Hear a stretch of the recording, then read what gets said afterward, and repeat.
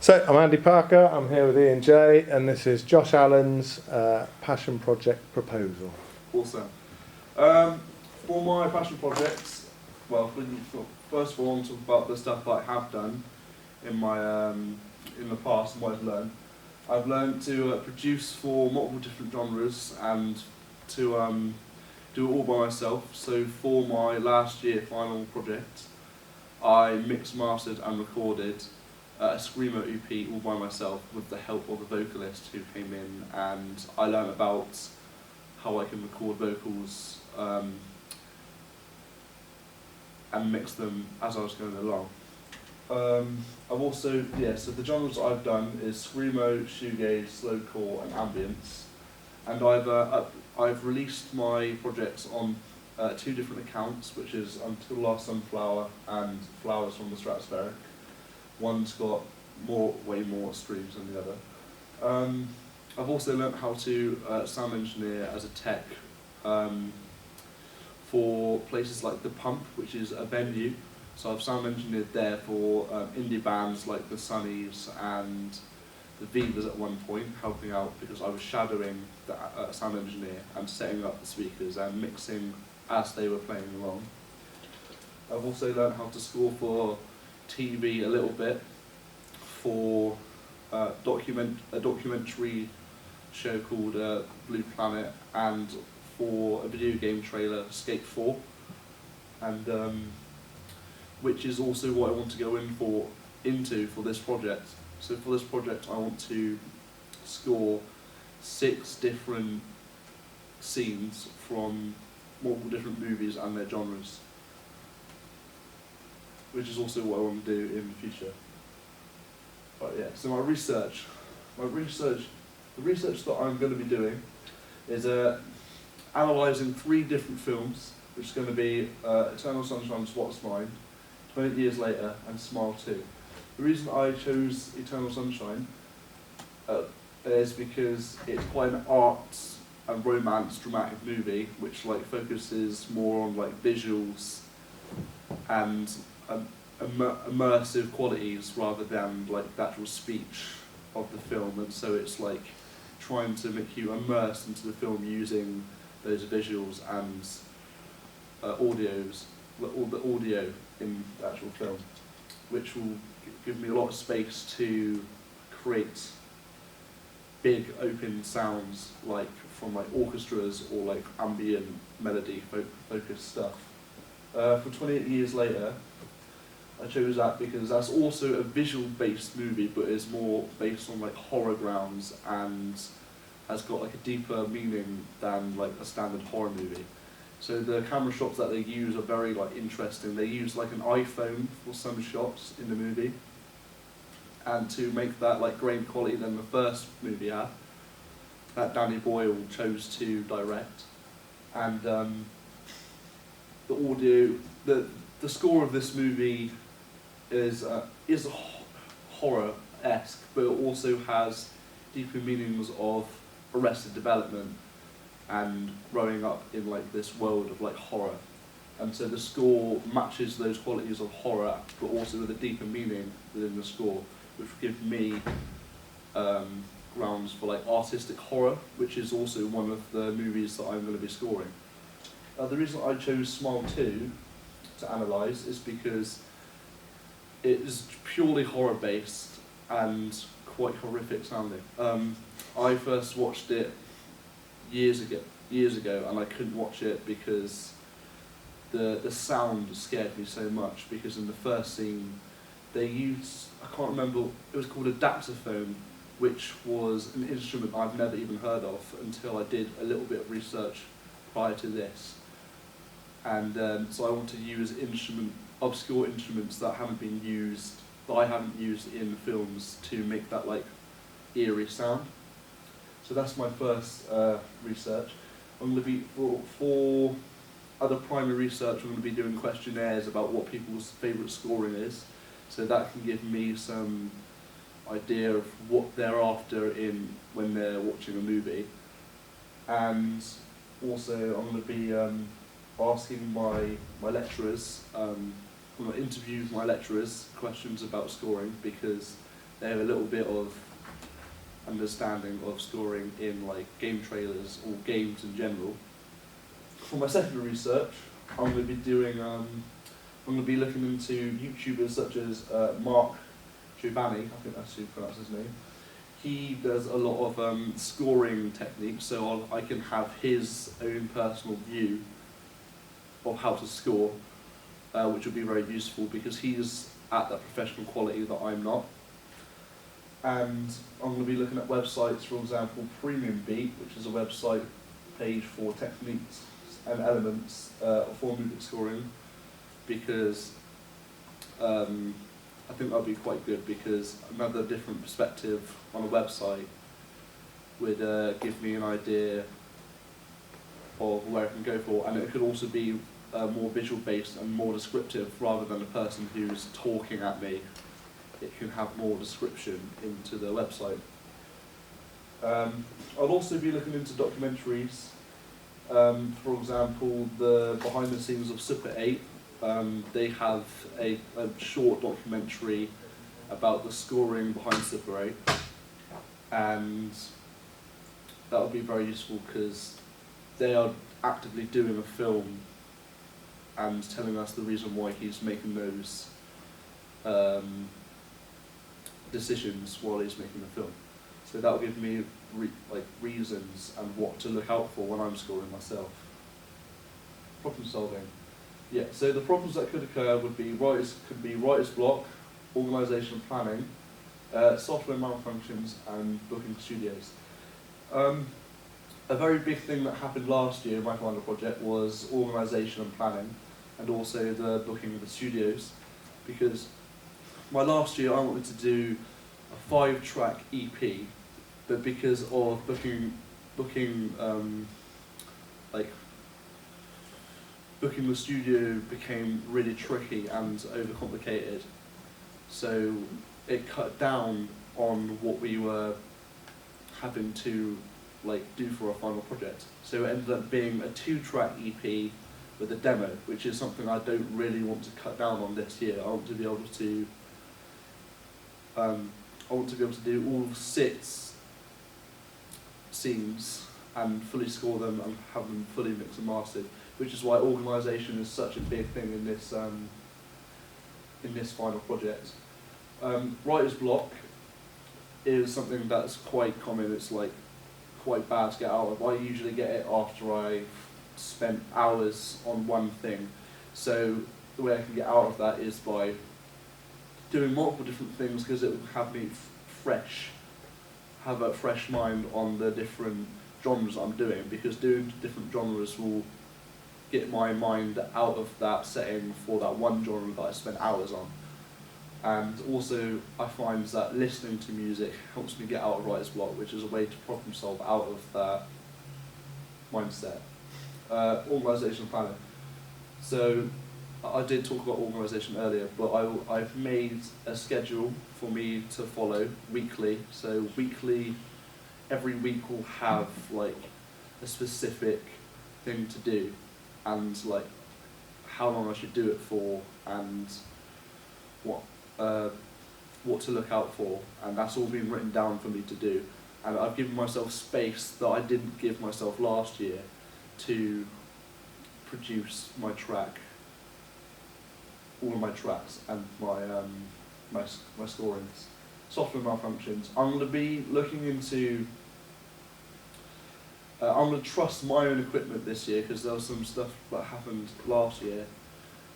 There was basically last year in a different campus, people used Wix and they effectively lost all of their work. So I'm going to be mainly focusing on Google Presentation, but if I do some research to see if Wix has fixed that problem, I'll be using Wix, because I understand Wix a lot more than I do Google Presentation. And booking studios, I'm going to be speaking to my lecturers about how we can make booking much more efficient and better and reliable than it was last year. Planning and production. Okay, so have to remind myself what I've done. So,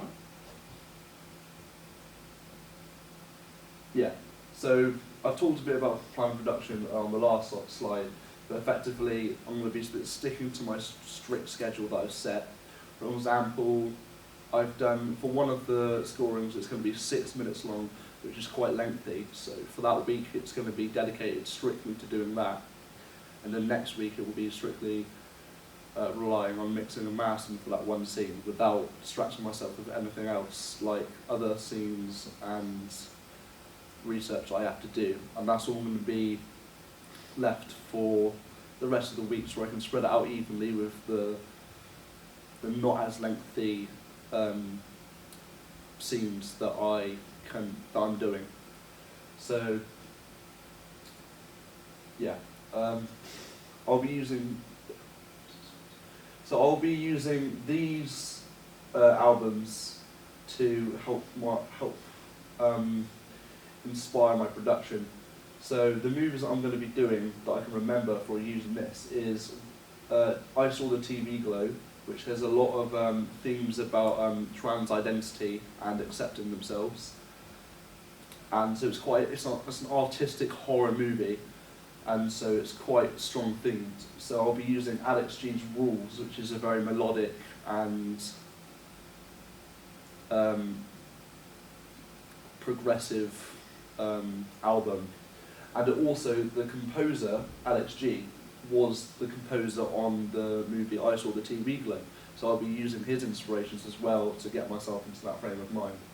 I'll be doing the Screamo album, or punk rock album, Heroin, by Heroin, which is a very raw sounding album, very DIY, which is what I want for the movie Jackass, which is a movie about friends who throw themselves off of various different things and hurt themselves a lot. So I want that like raw, hurting sound for this movie, which is why I'll be using Heroin as a production inspiration for when I record that same tone.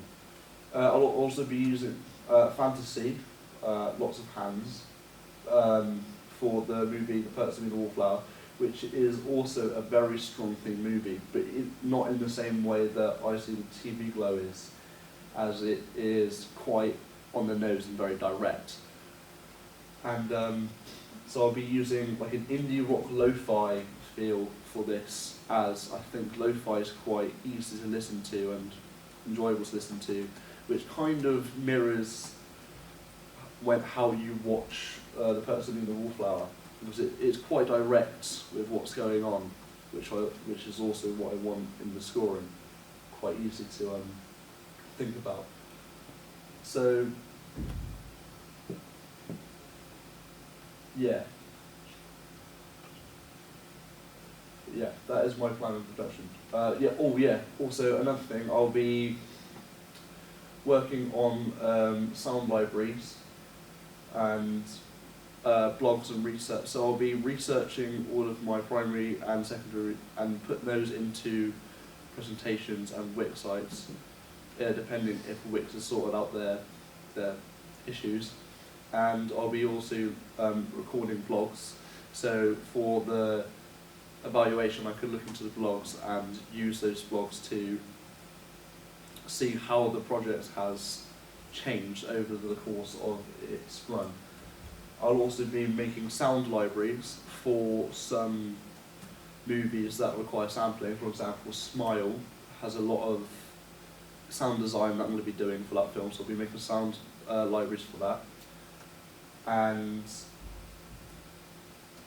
yeah, that's all I have to say about that.